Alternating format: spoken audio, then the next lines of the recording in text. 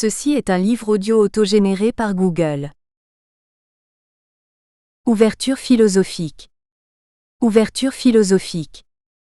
Collection dirigée par Aline Caillet, Dominique Château, Jean-Marc Lachaud et Bruno Péquignot. Une collection d'ouvrages qui se propose d'accueillir des travaux originaux sans exclusif d'école ou de thématique. Il s'agit de favoriser la confrontation de recherche et des réflexions, qu'elles soient le fait de philosophes professionnels ou non. On n'y confondra donc pas la philosophie avec une discipline académique. Elle est réputée être le fait de tous ceux qu'habite la passion de penser, qu'ils soient professeurs de philosophie, spécialistes des sciences humaines, sociales ou naturelles, ou polisseurs de verres de lunettes astronomiques. Dernière parution. Jean-Serge Massambambakou. Philosophie et spécificité africaine dans la Revue philosophique de Kinshasa, 2014. Hélène de Gunzbourg, Naître mère, essai philosophique d'une sage-femme, 2014. Jacques Steiwer, Une brève histoire de l'esprit, 2014. Jean-Marc Lachaud, Walter Benjamin. Esthétique et politique de l'émancipation, 2014. John Dewey, traduit par Michel Guy Gouverneur, L'expérience et la nature suivie de l'expérience et la méthode philosophique, 2014. Xavier Verlet, Le symbolique et transcendantal, 2014. Grégory Jean et Adam Takacs de Traces de l'être Heidegger en France et en Hongrie, 2014. Frédéric Press, Du sens de l'histoire.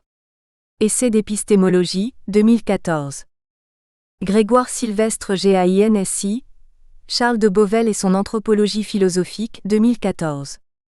Dieudonné Udaga, La subjectivité à l'épreuve du mal, Réfléchir avec Jean Nabert à une philosophie de l'intériorité, 2014. Augustin Thitende Kaleka, Politique et violence, Maurice Merleau-Ponty et Hannah Arendt, 2014. Préface. Au cours de mon travail sur ce livre, j'ai contracté beaucoup de dettes. Certaines d'entre elles sont indiquées dans la bibliographie en fin d'ouvrage, d'autres sont d'une nature personnelle et je suis heureux de pouvoir leur exprimer ma reconnaissance ici. Cette étude est une version raccourcie et revue d'une thèse de doctorat présentée à l'Université de Londres en 1955, et ma plus grande reconnaissance s'adresse à mon directeur de thèse, le professeur H.J. Hunt, pour sa générosité sans faille, son aide inestimable, son encouragement et sa critique. J'adresse de même mes remerciements les plus chaleureux au Dr R.W. Ladborough et au Dr I.D. Macfarlane, dont l'enseignement a stimulé mon intérêt, et M' a instruit sur les travaux concernant la littérature et la pensée française du XIXe siècle, et qui n'ont pas cessé de m'encourager et de m'aider, au professeur I.W. Alexander pour ses suggestions extrêmement utiles au tout début de mon travail, à Mr. C.B. Cox, au professeur P. Mansell Jones, au professeur Garner Reyes, et au Dr Colin Smith qui a lu le livre dans son intégralité et qui m'a donné les conseils les plus utiles, son commentaire et sa critique. Je suis aussi beaucoup redevable aux amis et collègues, de m'avoir permis de discuter de mes difficultés avec eux, et d'avoir bénéficié de leurs connaissances. Je ne suis pas moins reconnaissant au bibliothécaire de l'Université d'Hull, à son personnel pour l'aide et l'obstination dans l'accès aux livres que j'ai souhaité consulter, aux maîtres et aux compagnons du Collège Emmanuel, Cambridge, pour leur générosité financière qui m'a permis de commencer mes recherches, aux Cassel Trustees pour leur assistance dans le financement des visites aux bibliothèques parisiennes, aux administrateurs de Clarendon Press pour leur aide prévenante durant le processus de publication. Je souhaite, finalement, exprimer ma dette par-dessus tout pour ces nombreuses phases à ma femme, et ma profonde gratitude envers mes parents à qui ce livre est dédié. DGC. Hull, 1958. 1. Introduction. Le Second Empire est apparu à ses interprètes les plus tardifs comme le moment suprême de l'âge du positivisme, dans l'histoire de la pensée française. Cette généralisation, déjà dominante dans les années clôturant le XIXe siècle, a persisté jusqu'à aujourd'hui, et les historiens comme Brunetière, Monod, Lançon, de Parodi à Thibaudet, Jasinski, Martineau et Philippe Van Tighem, au cours des années les plus récentes, ont affirmé qu'à la fois la philosophie et la littérature ont été dominées par l'horizon positiviste. Aussi répandue qu'a été cette idée, vraiment, à un siècle de distance, nous sommes presque tentés d'imaginer ces écrivains engagés, dans quelques walala intellectuels, au cours d'un interminable dîner baigné d'athéisme, discourant sans fin sur les vertus de la science, les folies de la religion et la perversité des prêtres.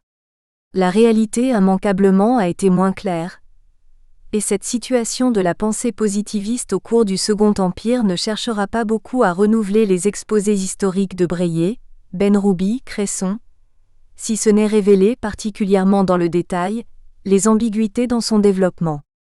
Même ces penseurs qui semblent être les positivistes de premier plan à cette époque sont loin d'être cohérents dans leur fidélité. Ils sont de fait, consciemment ou non, les victimes d'une confusion. Ils tentent, par différents chemins et sur différentes étendues dans leurs connaissances, de réconcilier leurs aspirations et leurs convictions qui sont incompatibles. Tandis que chaque symptôme de leurs conflits intellectuels peut être examiné, les chapitres qui suivent essaient de montrer les éminentes contradictions dans chacune de leurs particularités individuelles. Les écrivains étudiés tombent dans deux groupes distincts. Le premier groupe comprend Comte, Renan et Taine. Tous les trois seront soumis graduellement à dénaturer la position positiviste réelle, en la combinant avec des théories qui lui sont étrangères. Ce qu'ils présentent est moins le positivisme qu'une distorsion de celui-ci, et ces écrivains ont pu être classés comme les faux amis de la philosophie positiviste, expression quelque peu sévère.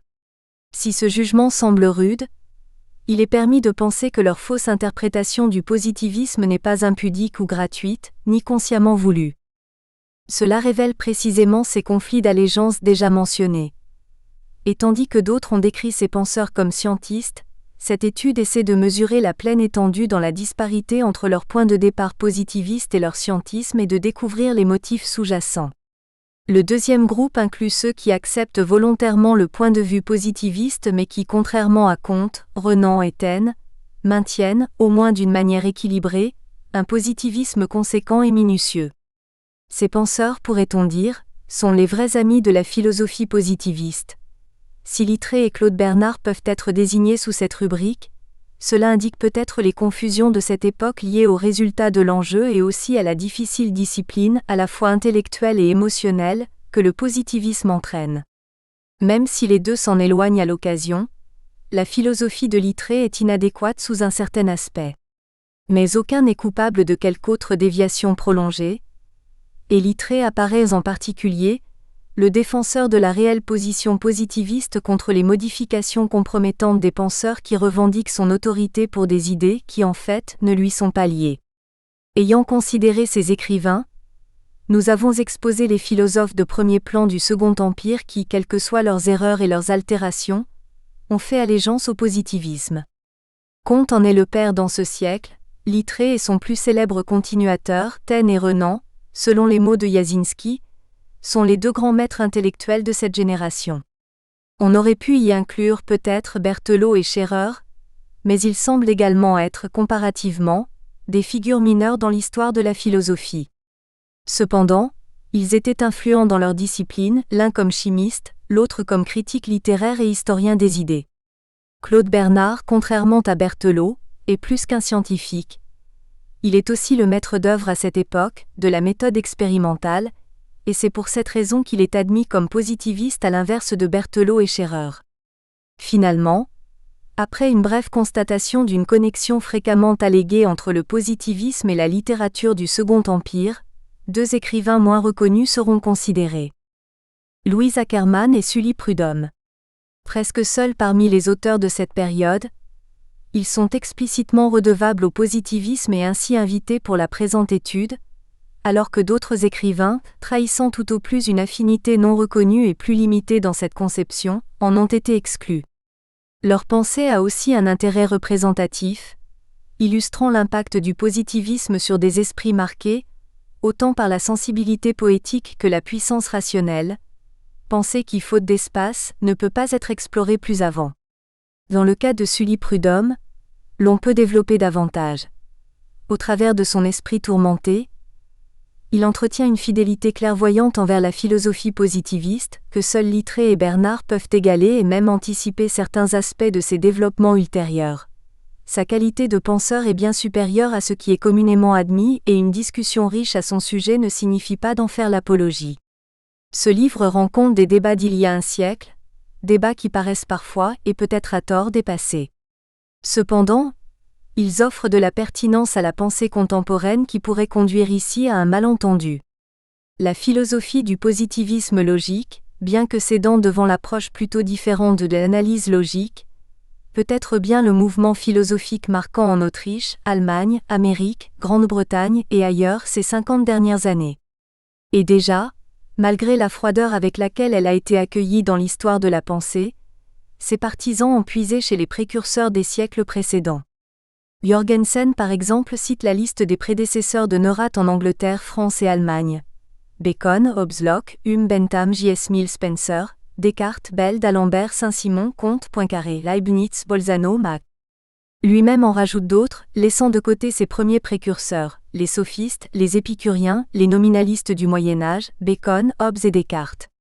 On peut largement distinguer 4 phases principales dans le progrès de cette philosophie. Premièrement, viennent les penseurs empiristes britanniques, de Locke à leurs homologues français les philosophes, de Bell à Condillac et Condorcet. Deuxièmement, les penseurs du XIXe siècle comme Saint-Simon, Comte, Mill, Feuerbach et Spencer. Troisièmement, la génération dont les réalisations principales sont spécialement l'étude de la méthode scientifique, autour de 1880 et 1920, Mach, Poincaré, Duhem, Russell et autres. Et finalement les interprètes actuels du positivisme logique. C'est un exposé sommaire, mais il aide à souligner que notre sujet se rapporte à une vaste tradition philosophique qui partage un chapitre de sa destinée en France. Ce travail peut ainsi servir à apporter une modeste contribution pour clarifier l'ascendance de la pensée contemporaine. Toutefois, ce n'est rien qu'un dessin fortuit qui pourrait facilement induire en erreur. On peut raisonnablement demander à un philosophe de rester cohérent dans sa théorie personnelle de la connaissance, mais il serait injuste d'attendre de sa part qu'il se conformât à une plus récente, à une formulation plus mature d'une même théorie. Il peut être intéressant de sonder les penseurs du passé pour les anticipations des idées du XXe siècle, mais ce n'est pas mon intention ici. Le positivisme logique peut avoir le même point de départ que celui de Comte, et les principes de vérification est une réaffirmation de sa définition de la méthode positive. Toute question qui ne peut se réduire fondamentalement à une simple énonciation du fait, particulier ou général, ne peut pas avoir un sens réel ou intelligible. Ce n'est pas de Alfred ailleurs à ses débuts mais de Comte. L'approche du fondateur est d'une formulation bien plus consciente, et présuppose tout le travail analytique du siècle. En conséquence, cette étude s'enquiert des lointains penseurs comme Comte qui sont honnêtes envers la position positiviste au moment où ils commencent à la formuler. Elle passe en revue une période du passé en relation avec sa propre conscience philosophique, et non avec les perspicacités d'une génération plus tardive. 2. Positivisme et philosophie sous le Second Empire, définition du positivisme. La philosophie positiviste. Le positivisme, comme le définit l'un des historiens anglais du XIXe siècle, est un terme irrémédiablement ambigu. C'est pourquoi il est plus que nécessaire de le définir aussi précisément que possible. Généralement, 4 différents usages peuvent se distinguer. Le positivisme peut être entendu, premièrement, dans le sens du positivisme social, qui est à la fois une théorie sociologique et une philosophie de l'histoire. Deuxièmement, pourtant moins communément, le terme peut se rapporter au positivisme religieux. La religion positiviste de l'humanité qui fut établie par Comte et pratiquée dans des églises positivistes partout dans le monde. Troisièmement, le positivisme est parfois utilisé pour se référer à la structure entière de la pensée de Comte, incluant ses théories historiques, sociologiques et religieuses. Finalement, il peut être compris dans sa signification philosophique stricte et englobant le social, le religieux et le comtienne. Le positivisme est alors défini dans son sens premier. Finalement, c'est la signification entendue à travers ce livre et la pierre de touche par laquelle chaque écrivain sera jugé. Il est vrai que chaque type de positivisme ne se développe pas isolément d'un autre type, et qu'il existe des interactions significatives entre eux.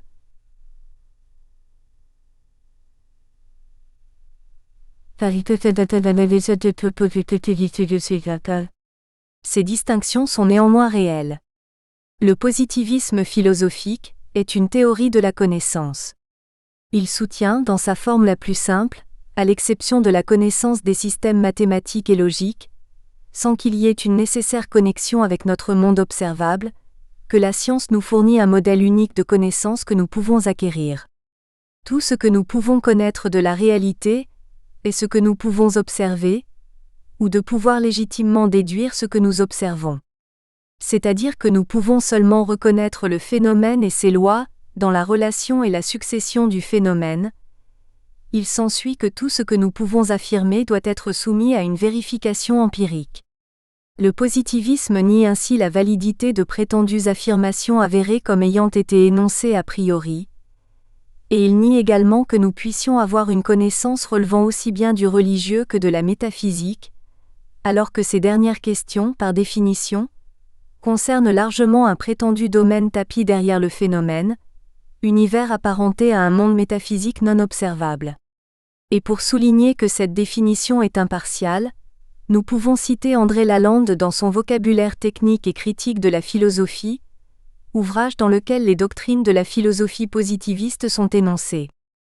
Que seule la connaissance des faits est féconde, que le type de la certitude est fourni par les sciences expérimentales, que l'esprit humain dans la philosophie comme dans la science n'évite le verbalisme ou l'erreur qu'à la condition de se tenir sans cesse au contact de l'expérience et de renoncer à tout a priori. Enfin que le domaine des choses en soi est inaccessible, et que la pensée ne peut atteindre que des relations et des lois. En français dans le texte. Cependant, par crainte d'avoir l'intention par rapport à ceux que nous appelons les penseurs du XIXe siècle, d'être l'avocat du point de vue de la conception positiviste du XXe siècle, on fait ressortir que leur propre définition était précisément la même que celle de Lalande.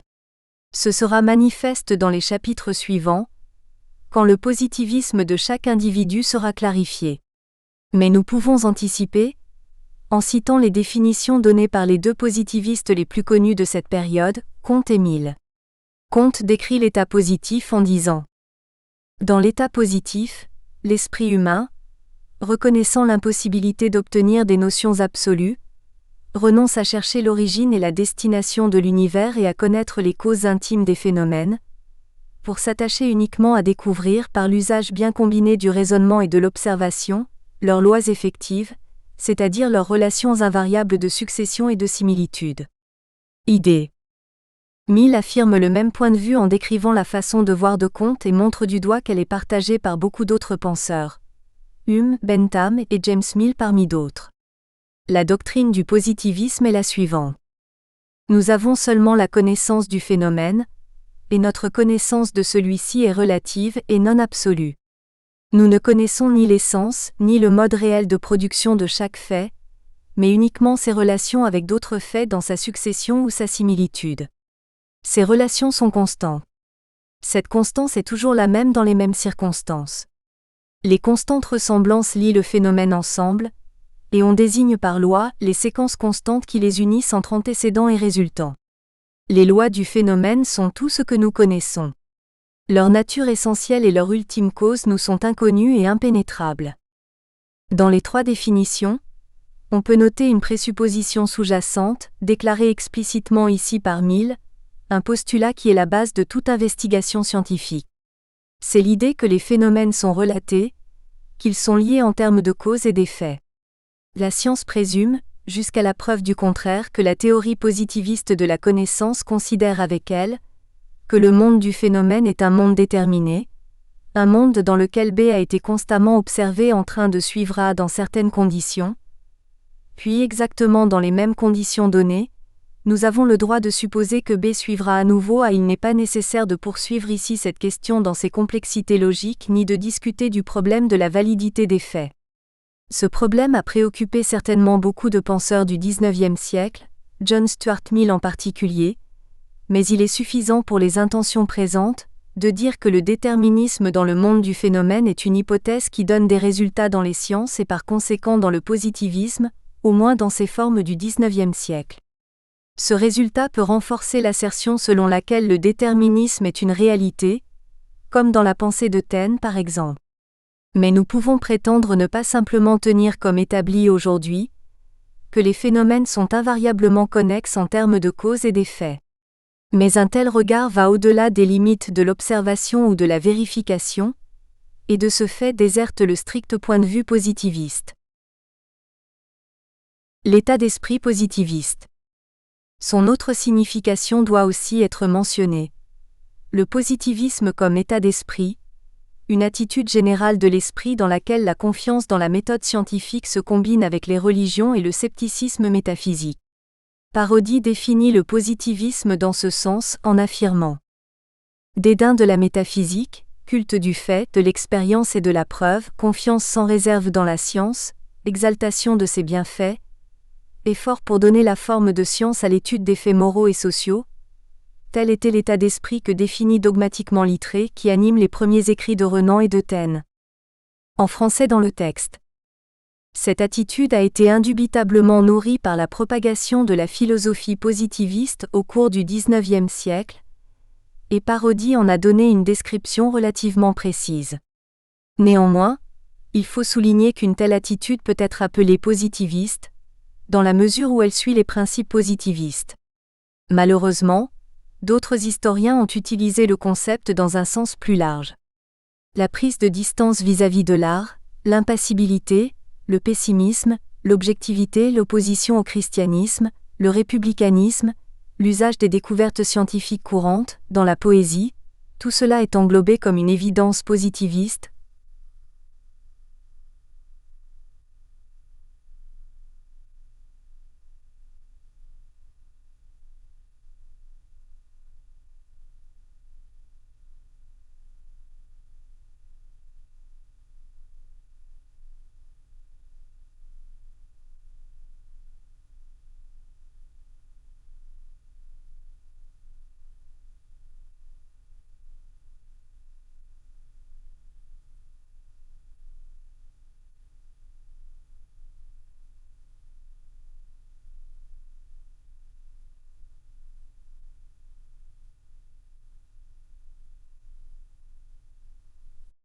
De telles équations réclament un regard attentif, et il peut être utile d'en retirer une illustration spécifique. Résumant ses exposés sur Lecomte de Lille, Martineau écrit: tableau des religions et des civilisations mortes, hostilité au christianisme, enthousiasme républicain et haine des autocraties, espoir d'une prochaine régénération, foi absolue en la science. C'est le bilan du positivisme, ou plutôt de sa philosophie populaire. Ce sont aussi les thèmes favoris des Parnassiens, ceux que, entre 1850 et 1860, a magnifié et vulgarisé Lecomte de Lille. Idée. Alors qu'il ne développe pas la distinction entre le positivisme et sa philosophie populaire, il n'est pas certain qu'il prétende la décrire. Mais comparer ses attitudes avec les doctrines positivistes, c'est réaliser que ce résumé serait déroutant si l'on avait prouvé que Lecomte de Lille et les Parnassiens avaient été des positivistes philosophiques. Envers les systèmes religieux, le point de vue positiviste considère que, étant donné ces dogmes, à la fois sur le surnaturel et sur l'immortalité de la vie, incarnée habituellement en eux, ces systèmes sont basés sur des doctrines métaphysiques inobservables. Ni l'intérêt pour les anciennes religions, ni la conviction que ces croyances sont erronées ne sont une marque du positivisme. Deuxièmement, l'hostilité au christianisme doit être cherchée chez les adeptes d'autres religions, plus que chez les positivistes. Comte, par exemple, n'y est pas totalement opposé. Il admire l'organisation de l'Église catholique, mais rejette ses revendications surnaturelles. D'autres ont pu attaquer le christianisme uniquement sur le terrain de son histoire politique et de ses opinions, par exemple, tout en rejetant aussi le positivisme.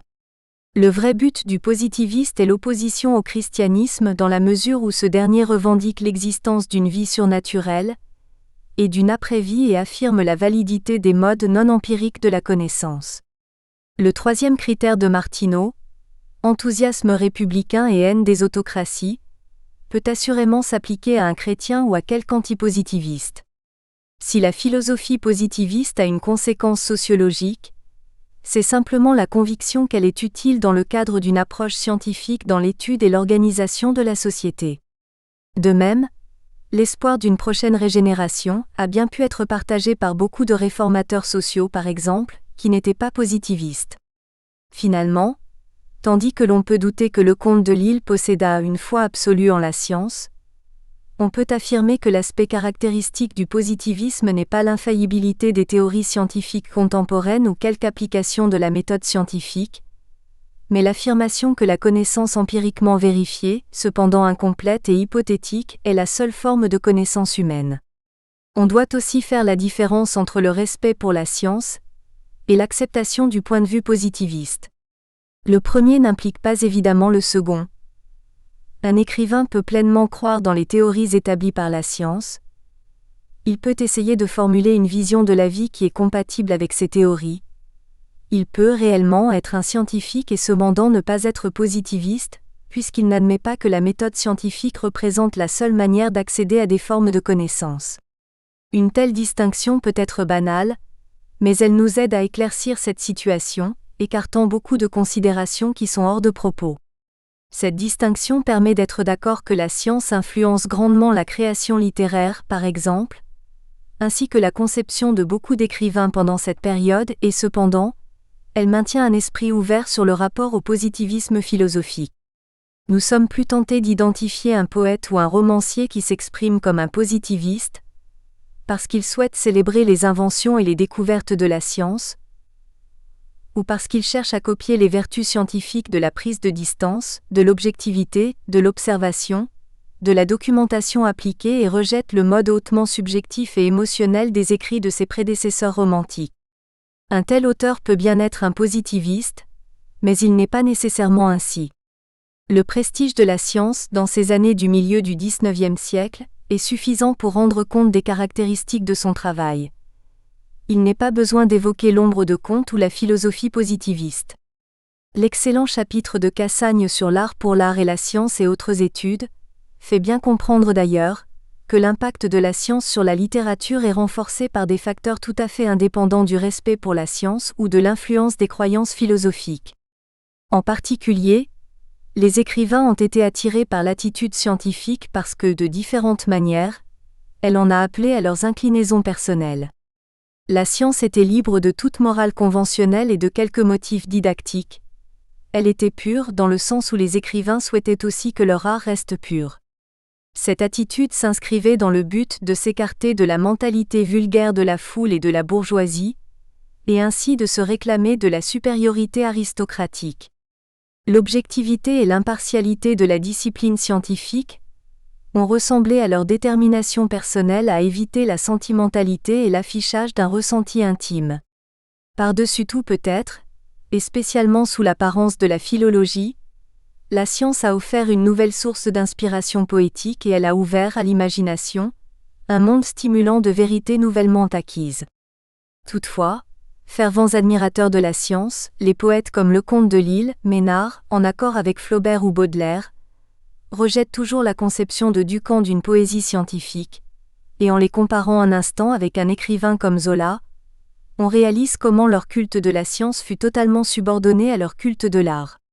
Comme Cassagne le remarque. À part certains cas où la science, introduite avec quelque indiscrétion, s'est trouvée en excès, la devise l'art pour l'art ne s'est nullement changée en l'art pour la science. L'art est resté le seul but de l'artiste, la science n'a été qu'un de ses moyens.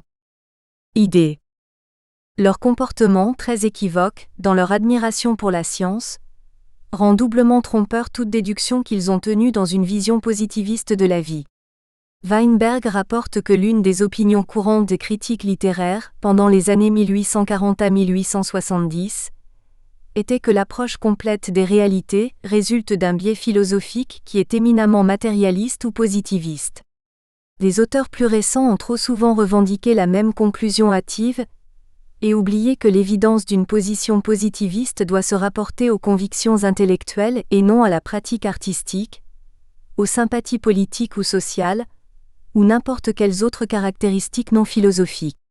Les mêmes historiens ont parfois exagérément simplifié la position intellectuelle la plus répandue de cette période, celle que nous observerons en regardant brièvement la scène présentée par la pensée du Second Empire dans sa totalité. L'état de la philosophie sous le Second Empire. Le cadre philosophique dans lequel la pensée positiviste se développe, pendant ces années, est d'une complexité et d'une riche controverse. Le Second Empire, plus que toute autre période de la philosophie française, est une époque où les idées foisonnent dans un creuset, un moment de dissension et de confusion. De nombreux facteurs sont à l'origine du plus significatif qui sera mentionné ici. Le plus évident de tout, c'est l'allure vivifiante de la révolution scientifique. Ayant rapidement rattrapé leur retard dû aux interruptions de 1789 et du règne de la Terreur, les sciences ont été en expansion et triomphante.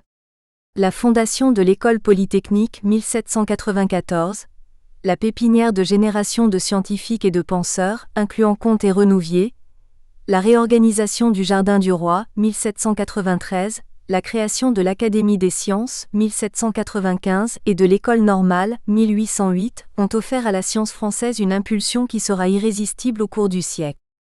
Dans la première moitié de celui-ci, les physiciens comme Ampère, Carnot, Malus et Fresnel, les chimistes comme Gay-Lussac, Chevreul, J.B. Dumas et Charles, le mari d'Elvire, Lamour de Lamartine, les physiologistes comme Magendie, les biologistes et les zoologistes comme Lamarck, Saint-Hilaire et Cuvier établissent la prééminence française scientifique, un statut solidement confirmé après 1850 par Berthelot, Pasteur, Claude Bernard, Curie, Becquerel et autres. Les scientifiques étrangers comme Lyell, Faraday, Darwin ou Maxwell ne sont pas moins célèbres ou notoirement réputés. Dans l'intervalle, beaucoup de leurs découvertes sont appliquées dans la vie courante. En témoigne le développement de l'industrialisation, le chemin de fer, l'éclairage au gaz et le chauffage. Les techniques médicales et chirurgicales sont améliorées, moins utiles mais également spectaculaires sont les réalisations telles que la reconstitution par Cuvier d'animaux disparus à l'aide de fossiles et d'os déterrés, la prédiction, couronnée de succès, sur l'existence d'une nouvelle planète, Neptune. Ajoutons le lancement de ballons propulsés au-dessus de Paris par exemple. Tout concourt à souligner l'autorité et les progrès de la science. À cette époque aussi, les sciences humaines se battent pour trouver leur place à côté des sciences naturelles, sociologie, psychologie, en plus de l'histoire scientifique des civilisations et des religions anciennes et l'anthropologie. Les répercussions de ces nouvelles disciplines scientifiques sont nombreuses et complexes. La science défie ou semble défier de nombreuses croyances établies, et plus que jamais honorée en lettres capitales, elle est confrontée et disputée à la religion, l'éthique, la métaphysique, la politique, l'esthétique. Deux des plus remarquables convictions qu'elle engendre sont particulièrement applicables ici.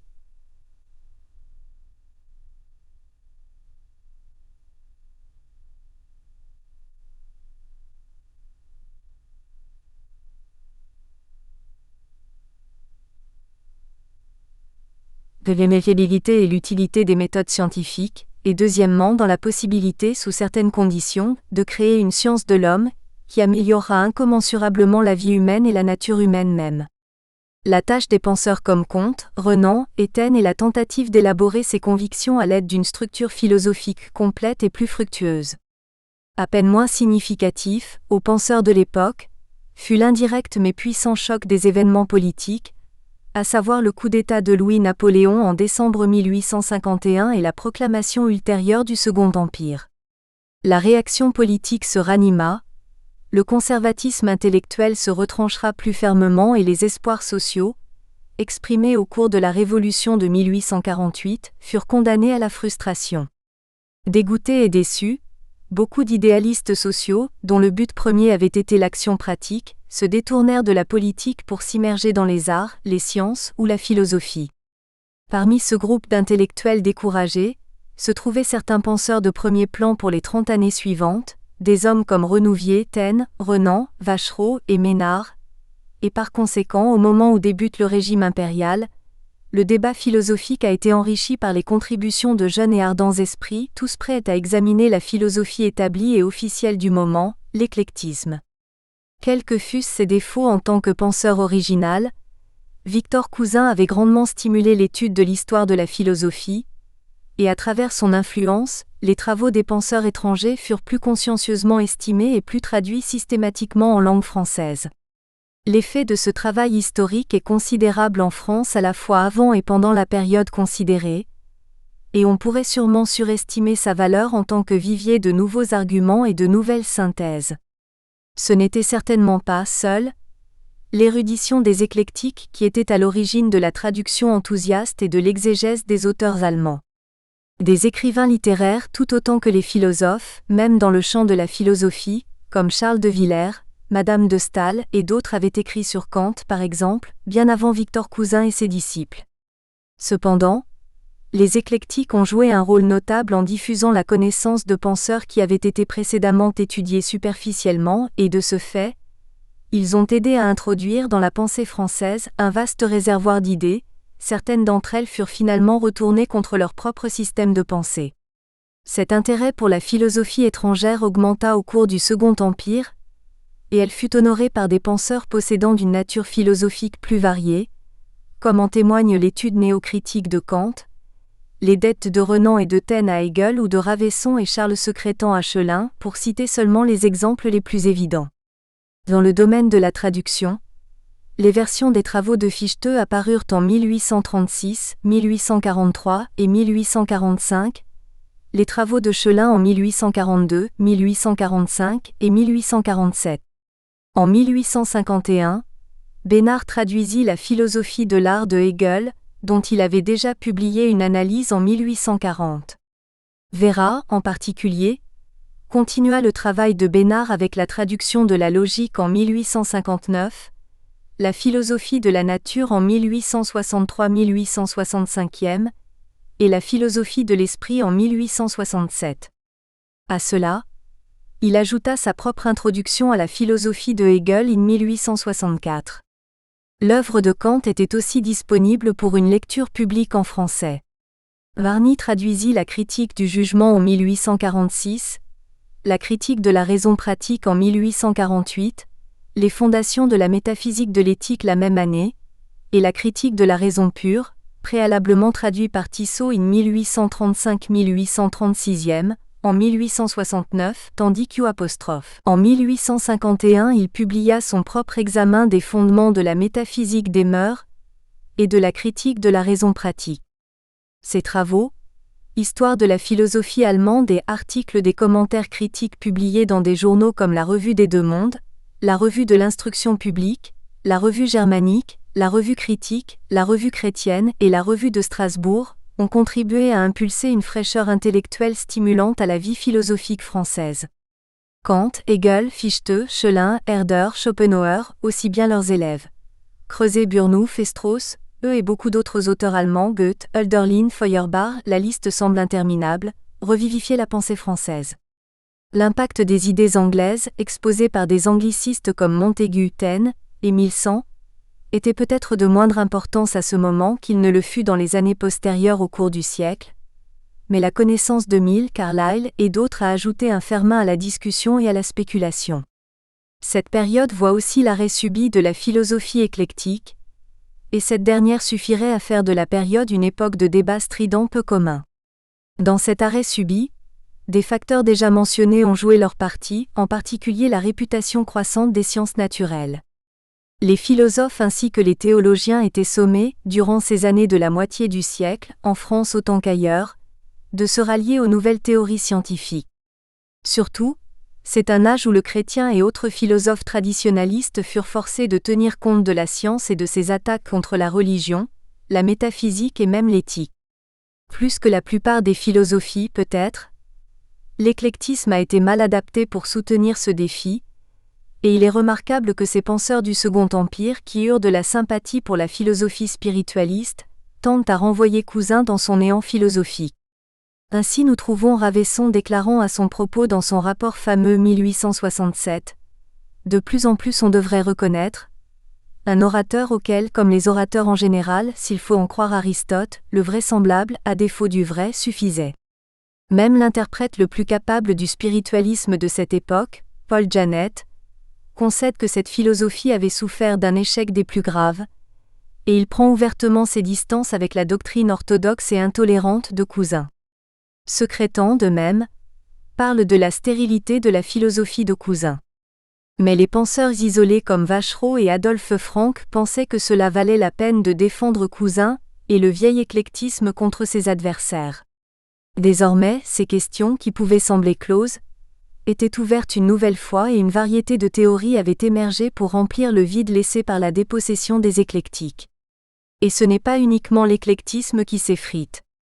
Le XIXe siècle naissant voit une extraordinaire prolifération de systèmes métaphysiques et de substituts religieux.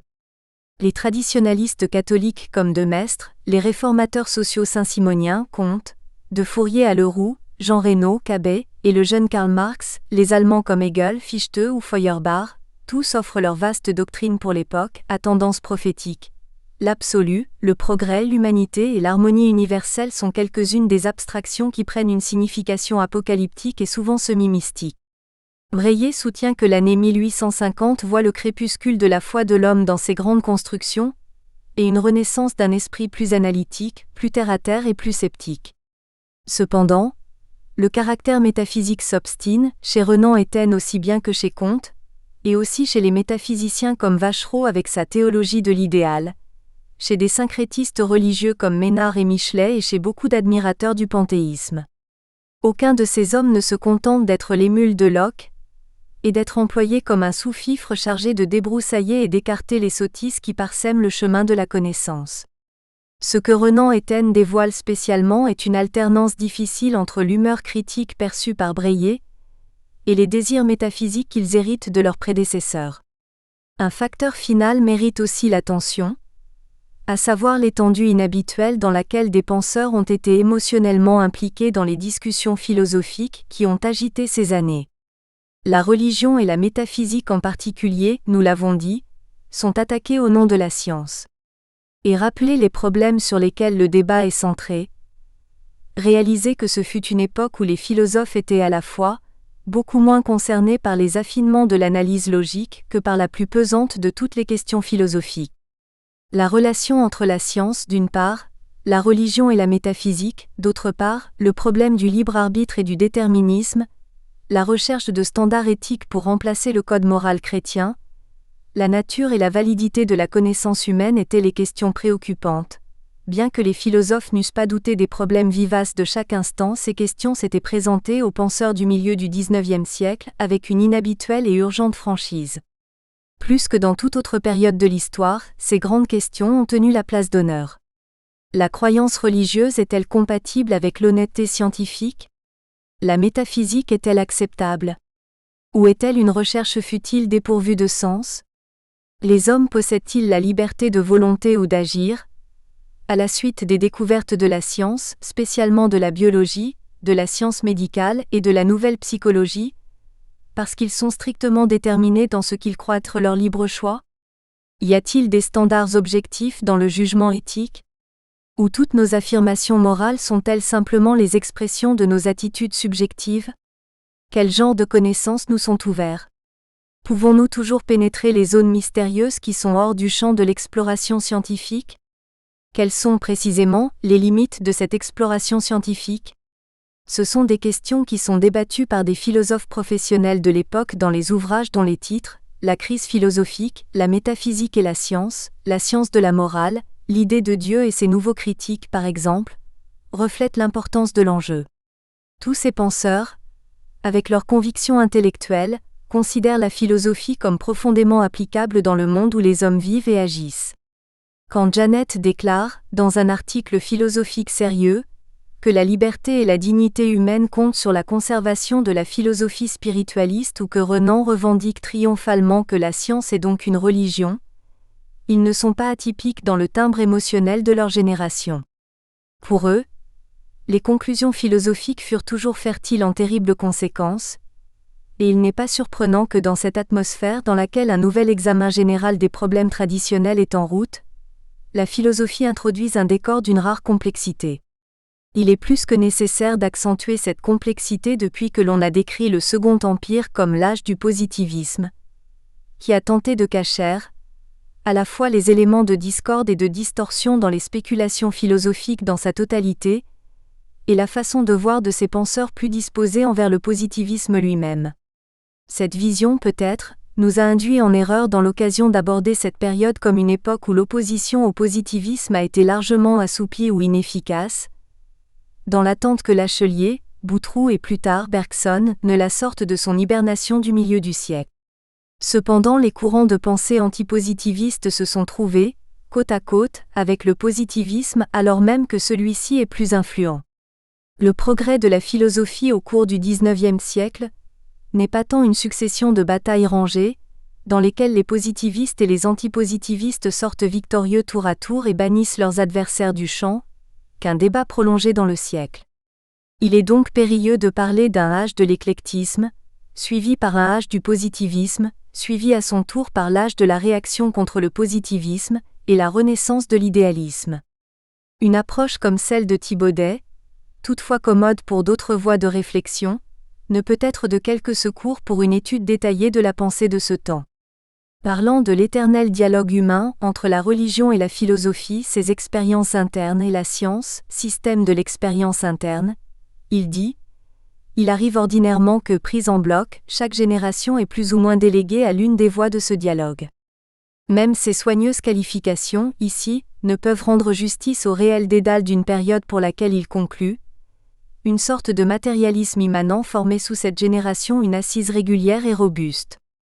La situation intellectuelle était plus variée et plus ambiguë qu'un tel résumé le suppose, et les lecteurs de l'époque du Second Empire étaient sollicités par les adversaires du positivisme d'une manière aussi énergique et alerte que les écrivains positivistes qu'ils attaquaient.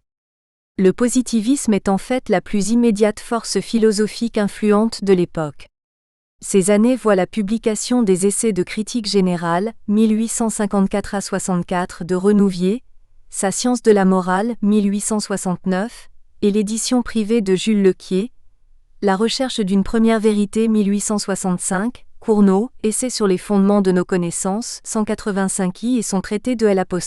Enchaînement des idées, 1861, Vachereau, La métaphysique et la science, 1858, Ravesson, Rapport sur la philosophie au XIXe siècle, 1867, et la seconde édition de la philosophie de la liberté de Secrétan avec sa nouvelle préface consacrée à une critique du positivisme, première édition 1848-1849, deuxième édition 1866. Elle témoigne aussi d'une multitude d'études mineures non moins opposées à la philosophie positiviste. Le matérialisme et la science, 1868, de Carreau, La crise philosophique, 1865, de Paul Janet et beaucoup d'autres. Le rapport de Ravesson, sur l'état de la philosophie française en 1867, fournit la preuve intéressante de l'étendue de l'attaque dont fut victime le positivisme au cours de ces 2 décades, même quand il tient compte de l'optimisme d'un auteur. En 1867, il suggère « Il n'arrive pas aussi souvent qu'autrefois qu'on reste enfermé dans les sciences dont le matériel de la nature est l'objet, sans commerce ni avec les sciences de la vie, ni avec les beaux-arts et avec la poésie qui en fait le fond, et en général avec les études de l'ordre intellectuel et moral.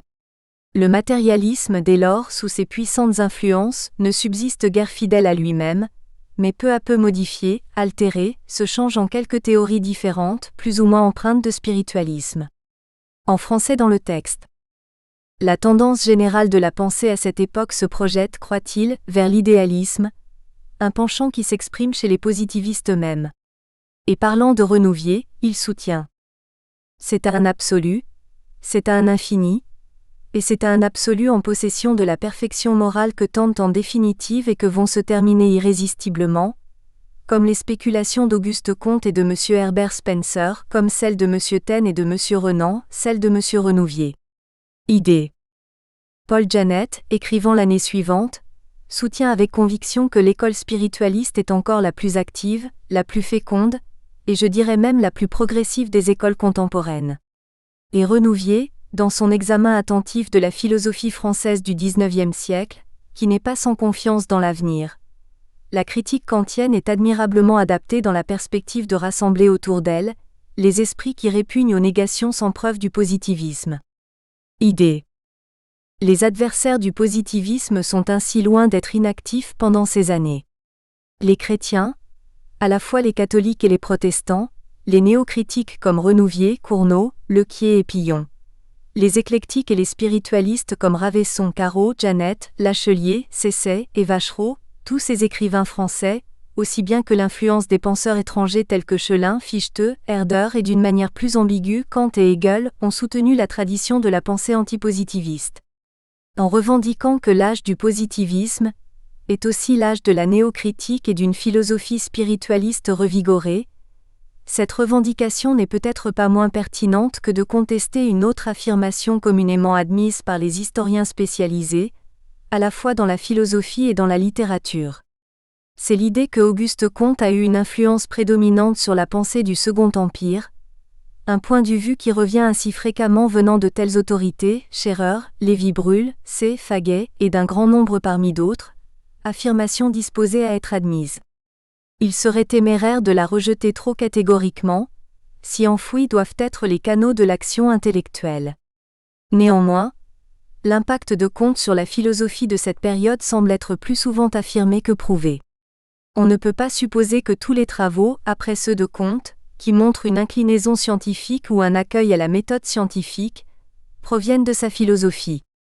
Au contraire, la plupart de ses travaux naissent d'un esprit plus général, un esprit qui a influencé Comte lui-même. De là à nier que dans d'autres domaines, que celui de la philosophie, Comte peut être un repère dans la France du XIXe siècle. Son influence sur la sociologie, bien qu'elle fût prégnante en grande partie dans les décennies plus tardives du siècle, a été par certains côtés décisive. Également, elle a exercé une autorité puissante sur ceux de ses disciples qui ont accepté sa religion de l'humanité, ces positivistes orthodoxes qui ont érigé des temples positivistes, Blainville, Robinet, Laffitte, Célestin de Blinière, Audifre, Lombraille, Leblay et Longchamp en France, Congreve, Harrison, Bridge, Hedger en Grande-Bretagne, Nystrom en Suède, les révolutionnaires brésiliens. Ni sa sociologie, ni sa valeur religieuse n'impliquent une importance philosophique. Cependant, des penseurs contemporains comme Littré, Mill et Lewes furent directement influencés par lui. Même ici, une sélection est éminemment opérée pour ceux des hérétiques, qui rejetèrent les développements ultérieurs de son système. Ce sont là, commente Cantecore, des disciples bien platoniques, qui admirent mais ne pratiquent pas. Mill, lui-même, remarque que le cours de philosophie positive a été largement ignoré en France, à la différence de l'Angleterre, dans la période aussitôt après sa publication, et les ultimes travaux des dernières années de Comte ont lourdement altéré sa réputation. Il est intéressant de noter que la philosophie de Comte est rarement débattue en détail dans l'ensemble de la critique du positivisme pendant les années 1860. Renouvier, par exemple, adopte Saint-Simon comme sa principale source du positivisme social, et congédie plus tard d'un ton acerbe le comtisme assimilé à un positivisme devenu mystère. Et quand il souhaite attaquer le positivisme philosophique, il prend Littré comme son plus sérieux interprète. La même attitude est vraie de Ravesson et de Paul Janet. Et bien que secrétant liât le maître et le disciple comme les deux meilleurs représentants du positivisme, c'est la version de Littré de la philosophie comtienne qu'il discute. Il semble que si pour une grande part, Comte a eu une influence en France, c'est seulement dans la mesure où Littré a accepté et popularisé ses convictions. Aucun de ceux qui ont essayé de lire les travaux de Comte n'en sera étonné. En outre, quand Comte est mentionné, il l'est le plus souvent par les adversaires du positivisme que par ses adeptes.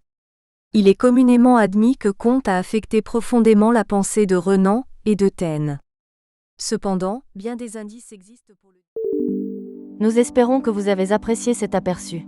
Pour continuer à écouter ce livre audio sur Google Play Livres, utilisez le lien dans la description de la vidéo.